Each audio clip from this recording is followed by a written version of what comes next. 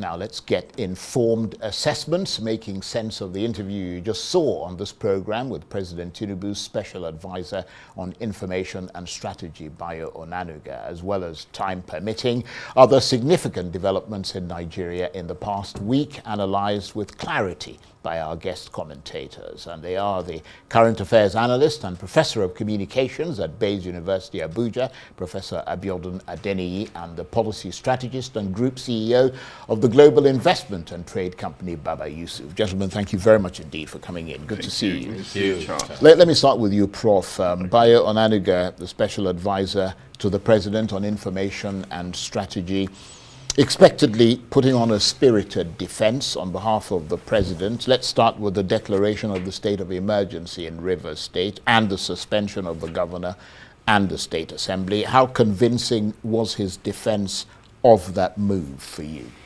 Well, I thought Mr. Onanuga said everything he should say as a spokesman of government. You know, he provided what appears to be the government side of the argument against the background of very loud criticisms of government action, as the case could be. You know, but I think the argument and counter-argument will really continue. Well, there's one senior advocate that actually came out and said something that looks very dispassionate among the many arguments I have had. You know, I mean, he was making the argument that, look, the decision to impose a state of emergency in Rivers State and to suspend the government is largely political. And of course, we have two arms of government, you know, being on the same page. What we need to do in this circumstance is to get a third arm, a third party represented in the Supreme Court or in the judiciary to now intervene and probably tell us whether it is correct or incorrect, not just for the present, but also to instruct actions in the future. But beyond that, again, is to also make the point that from our own point of view, I think, you know, the action was slightly an overreaction to an event or to occurrences that were largely concerning. I understand, you know, threatening Nigerians' mainstay can be very, very concerning, but there wasn't any action, you know, that will necessitate what appears to be an overreaction. Maybe a state of emergency would have been okay, but not the suspension of the governor, from my own point of view. But we should also add the fact that, you know, the groundswell of opinion that we are having against the action is probably also coming from what appears to be presidential soft spot, you know, for a Federal Capital Territory minister, you know, who is an obvious factor in the evolving scenario in Rivers, you know. That soft spot, a lot of people believe that, you know, government, you know, is actually papering over its own part of it, you know, and rather sidestepping its own input, you know, in this scenario. And you cannot take action in a dispute only against one party and leaving the other party. Indeed. So that's probably what is causing the misgiving. But I also want to believe, again, finally, the government has a lot more explanation to give. Yet it's okay that Mr. Bayo has come to provide one more explanation. A lot more will have to come, you know, against the background of, you know, the deafening outcry against government decision to suspend the governor. Yeah, I think a lot of people would agree with your assessment there, Prof, and thank you for that. Let me come to you, Baba Yusuf, because Bayo Onanuga suggested, which a lot of other government people have said, that the problem in Rivers State appears to be ballooning, or appeared to be ballooning, which was causing tremendous cause for concern, which is why they sort of stepped in to nip it in the bud before it explodes. But as far as the people of Rivers State are concerned, as well as many observers across Nigeria, there was no breakdown of law and order that would warrant the imposition of a state of emergency and the suspension of the democratic structures in the state. What is your assessment of that? I align with that, obviously, consensus by any Democrat in Nigeria. We all know that this action, you know, came first of all as a surprise to everybody, especially taken by none other than President Bola Ahmed Tinubu, who is seen as one of those vanguards for the return to democracy in Nigeria. And of course, like you rightly said, we didn't see any signs that law and order was going to be totally broken down in Rivers. So in my opinion, Mr. President played a card, believing that, in fairness to him, without second guessing him, it is in the best interest of all. But the optics is very, very bad, especially given the fact that now we have suspended democratically elected crucial arms of government, i.e. the executive and the legislature in reverse. Of course, one may say that they played into the hands of Mr. President, and that is where I would like us to look at, because there's a lot of narrative about Mr. President taking the wrong step. I agree. But Mr. President is working as the behest of the people of the Federal Republic of Nigeria. And I would rather say that we should also look at why or how we came to where we are today, and how can we contain that. Charles, let us not forget that the crucial arm of government that was lacking before the Fourth Republic during the military junta also gave a rubber stamp approval to this, and that is the National Assembly. And more important for me, Charles, is that the National Assembly as it is constituted today is not lacking in a very crucial arm within the National Assembly, and that's the opposition caucus at the Green and the Red Chamber. And much as we have seen some of them playing this game that is insulting the sensitivities of Nigerians, some of them deliberately refusing to come to the chambers to voice out or to take a position for us to see where they stand, decided to play the game of absentia and then come later to give us press releases. But indeed, even with the voice votes, there was a deafening silence to the nays, which suggests to us that the opposition had actually decided to let it go. No matter how I see it as a Nigerian, the opposition caucus, just like the opposition party of Nigeria, have failed woefully. That being said, they have approved it. So the point is, what is the way forward? And one of the lessons is taking it for what former President of America, John F. Kennedy said, that those who sought power by riding the back of a tiger will end up in it. And therefore, a lesson to those political godfathers, political godsons, to understand that from the get-go, when you handshake to go into a particular movement, there will be consequences. Right. And by that, I'm speaking to Mr. Fubara and Mr. Wiki and for other people as well. For Nigerians, the recruitment process is crucial. We should not sit on our hands until when these people get into office and start rigmaroling and wasting our time, and then we come and pontificate as to how it happened. So Mr. President has taken a position, but the crucial institution that is supposed to provide a counterbalance has equally approved it, and that should be very, very worrisome for us over and beyond the action of Mr. President, because the buffer that is supposed to be there, as far as I'm concerned, is like, and I'm talking about judiciary, as far as I'm concerned, it's a foregone issue. The actions of the Supreme Court recently, with profound respect to them, has actually made them predictable, which also is not okay. Okay, well, that's an interesting point, because I was going to say that it's now moved on, as Mr. Onanuga said. He said, well, people have gone to court. He didn't say go to court. He said they have gone to court. So now we'll have to wait and see whether you're right, or whether, we're going to see a very down-the-middle decision from that court. But let me move on, Prof, to the other thing that Mr. Onanuga talked about.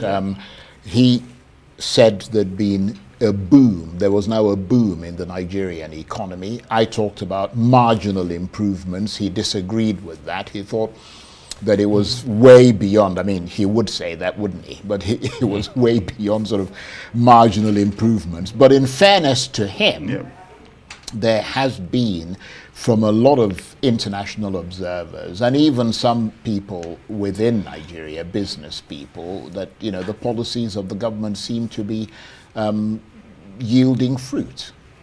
Yeah, slowly. No doubt. There are some cherry news. There are reasons for us to be not celebratory, but at least to be relieved from where we were last year. And that was what Mr. Onanuga was trying to underscore. But I don't know if the word boom would be a right word to use in the mix. Because the one thing that Nigerians are always concerned about is the relationship between the progress that we're making in the economy and, of course, the relationship with the life of the people. What impact will we say this progress we're making is having on the people? We know it might be a long-term thing, but because we have not mainly plainly been seeing it in the circumstance, it's difficult for us to come to a conclusion that we're making the kind of progress that we ordinarily envisage. But I do agree that we're experiencing some stability, especially the exchange rate, and of course with respect to prices of commodities, particularly fuel, the all-important fuel, predictability is now gradually being enhanced, even though we are not where we want to be. And it doesn't matter that we are 1,500 or 1,600 to a dollar. I know some countries that they have their exchange rates compared to the dollar is also very high, but these are progressive economies. South Korea is an example, and to some extent, Rwanda is also another very good example. So if we can sustain, if we can remain consistent, and I know that you actually underscored this point, if there's consistency, then of course other worrisome characteristics of our economy, of our political economy is addressed. Matters like corruption, waste, and of course wrong priorities, and of course corruption in the main. If we can begin to deal with these things, not just from what we are seeing. Yes, it's okay. That often, every now and again, we see FCC making arrests. We read them in the newspapers. No doubt salutary development, but we want a lot more consequences, beyond apprehension, prosecution and sanctioning. We want to see these things actually happening, not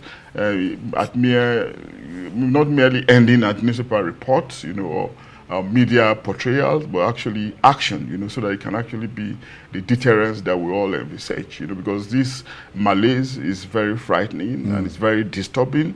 And of course, it speaks to the absence of value in the system, attitudinal depreciation, where a value system is very poor, and when values, are abysmal, it's an intangible that can affect the development or underdevelopment of a nation. And in our own situation, of course, it's not helping our development. So beyond the optics, we also need some action, and actions, by the time we begin to see them, they will speak for themselves. Nobody will tell us, that we're actually progressing. We will know, we'll feel it ourselves, because the evidence will just be all clear. Absolutely, I couldn't agree with you more. And let me come to you, Baba Yusuf, because you are, of course, in addition to being a policy strategist, so you can assess policy and the impact it's having. You're also the group CEO of the Global Investment and Trade Company, which means that you deal with international investors as well as people within Nigeria. I don't know what you're hearing from those international investors in terms of their confidence in the Nigerian economy, but from the point of view of the people of Nigeria, ordinary people who make up the bulk of the population of this country, they're not seeing jobs being created, and they're not seeing their pockets, more money in their pockets, and they're not seeing people being lifted out of poverty. Thank you very much for that very valid question, Charles. And to be honest, for some of people that know us, and this goes to the government, we are thought leaders that try as much as possible to speak truth to power, not from the partisan position. The truth is, on the ground, wherever you go in Nigeria, it's not a perception, it's a reality. The socio-economic vagaries is very high. People are suffering, the cost of living is still very high, and that is reality at the bottom of the pyramid, and that should what should matter. People like us, the elitists, can come with all manner of indices, and that is why you talked about the foreign investors. Yes, there is a lot of confidence building, but let us not forget that these people also do their due diligence before they take position. And if we take a critical assessment and do impact assessment of what was committed to in 2023, and what was actually plowed into the economy by the foreign investors in reality, should give us a feeling of the confidence of the investors. Don't forget, even last year, we had some skirmishes with regards to confidence on our judiciary vis-a-vis the foreign investors, the Chinese that were taking our assets all over the place. How are they sure that when they invest and there are issues, they will be addressed dispassionately? But more importantly, like you said, is the price of gari in the market, the price of beans in the market, and the cost of hospital bills and medications. And of course, importantly, security. I see a lot of improvements, with regards to the security. But the thing is, we seem to make 2 steps forward and then 3 steps backward. So 2 things I will just like the government to take on board. Yeah. We are moving into midterm. And I say, yes, we have progressed, especially in the last 6 months. I agree with Prof. The trajectory is looking good. But for tangible progress beyond intangibles that someone has to come and try to convince you whether it is a boom or not, is first of all fiscal discipline. Fiscal discipline is even what we'll curtail corruption. Right. The fact that EFCC is chasing people here and got there about to arrest 30 them seconds, sorry. means that we have allowed the basket, pour water in the basket. So fiscal discipline is very important. Policy coherence is very crucial so that we don't have people operating in silos, which is backfiring on the overall policy framework of government. Thank you very much indeed. Very, very good points both of you raised there. Baba Yusuf is the policy strategist, clearly you can see that, and is Group CEO of the Global Investment and Trade Company. And of course, Professor Abiodun Adeniyi is a current affairs analyst and Professor of Communications at Bayes University, Abuja. Thank you very much indeed. Great to see both of you again. That's it for this edition of Arise Prime Time. Join us again next week. From me and the entire team here in Abuja and Lagos, bye-bye, and thank you for watching.